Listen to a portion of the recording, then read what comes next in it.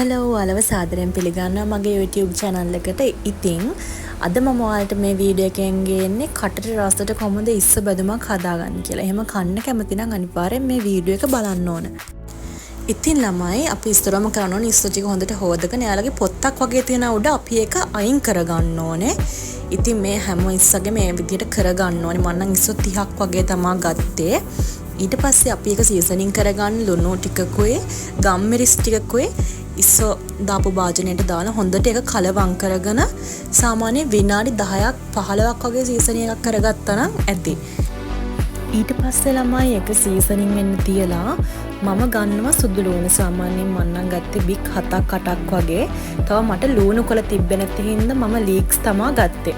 ඉතින් ඒ ටික හරි චූටිවට කපා ගන්න ඕනේ ලස්සනට.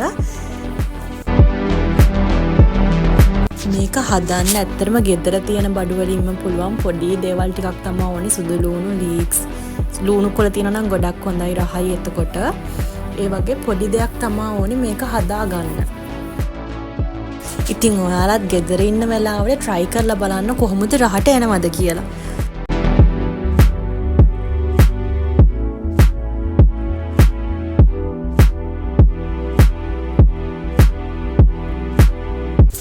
ඊට පස්සේ ළමයි අපි මේ බැදුම හදන්න යන භාජනයට තෙල් ටිකක් දාගෙන ඒ ටික රත් වෙනකන් ඉඳලා අපි ඔය කපාගත්ත සුදු ලුණු ටික ඒ භාජනයට දාන්න ඕනේ. ඊට පස්සේ අපි ඒක සාමාන්‍යයෙන් තප්පර 3-4ක් විතර යද්දී සුදු ලුණු ටික රන්වන් පැහැයට වගේ එනවා. ඒ වෙනකන් ඕක හොඳට බැද ගන්න ඕනේ. හරි සුවඳක් එක්ක එනවා.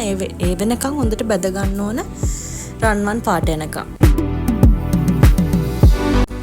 ඊට පස්සේ ළමයි සුදු ලුණු ටික රත්නන් පාට වුණාට පස්සේ අපි අර සීසනින් කරපු ඉස්සෝ ටික තියෙනවනේ ඒ ටික දා ගන්න ඕන ඒ සුදු ලුණු රත්නන් පාට වුණ එකට. ඊට පස්සේ අපි ඒ ටික හොඳට චුට්ටක් තැම්බෙනකන් හැන්දෙන් කූරු ගහ ඉන්න ඕනේ. ඊට පස්සේ පොඩි වෙලාවක් යද්දි මම මේක පොඩ්ඩක් වහනවා. මොකද ඉස්සෝ ටික හොඳට තැම්බෙන්න ඕනේ. එතකොට තමයි මේකේ රහ ගොඩක් එන්නේ.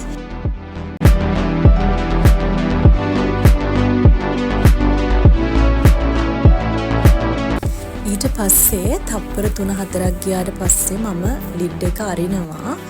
මොකද එතකොට ඕක හොඳට තැම්බිලා තියෙනවා ඉස්සෝ ටික. ඒත් එක්කම ඕකේ ළමයි උතන වතුර වගේ තියෙනවා. ඒ ටික අපි කොහොම හරි බැදුම හදාගන්න කලින් වතුර ටික ඕකේ නැති කරගන්න ඕනේ. ඒකින්ද මම පොඩ්ඩක් ලිඩ් එක ඇරලා තියෙනවා වතුර ටික හිඳනකන්.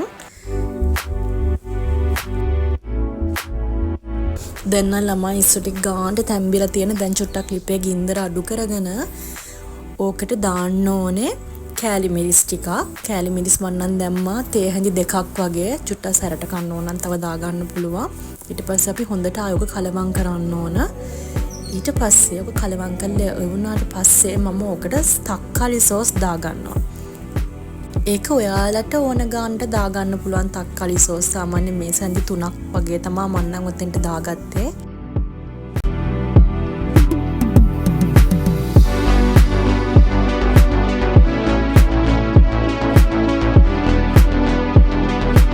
දැන් ළමයි ලිපේ ගින්දර හොඳටම ඕෆ් කරලා අර අපි කපාගත්තු ලීක්ස් තියෙන්නේ ඒ ටික අපි මේ බැදුමට දාගෙන ඒ ටිකත් එක්ක හොඳට කලවම් කරගන්නවා රස්නේ තියෙන හින්දා.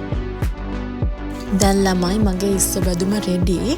ඉතින් ඕකම ලස්සන භාජනයකට දාලා තව ලස්සන වගේ වෙන්න මම ලීක්ස් කෑලි ටිකක් ආය උඩින් දාගන්නවා.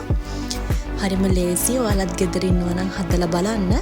එහෙනම් මගේ මේ වීඩියෝ එක මෙතනින් ඉවරයි. thank you බලපු හැමෝටම.